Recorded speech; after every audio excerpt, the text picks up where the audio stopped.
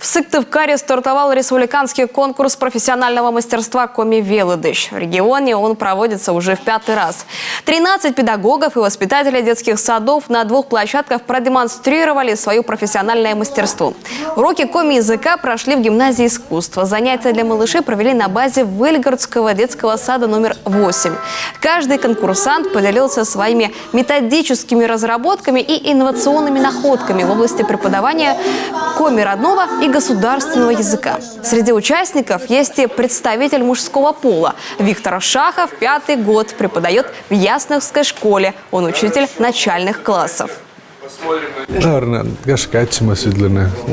Я считаю, что каждый педагог должен участвовать в подобных мероприятиях. Здесь каждый делится своим опытом, наработками. Поэтому здесь можно не только себя показать, но и есть чему поучиться. Ведь не только педагог начальных классов должен любить детей и хотеть работать с детьми, чувствовать их, понимать. И тогда они будут отвечать взаимностью, они будут принимать те знания, которые ты хочешь им дать. Ну а в начальной школе, конечно, знания они лучше усваивают через игру.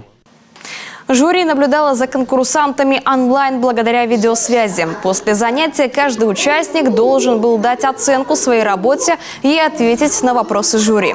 Завтра участники конкурса Коми Велыдыш встретятся на мастер-классах, и только вечером станут известны имена победителей – лучшего учителя и лучшего воспитателя.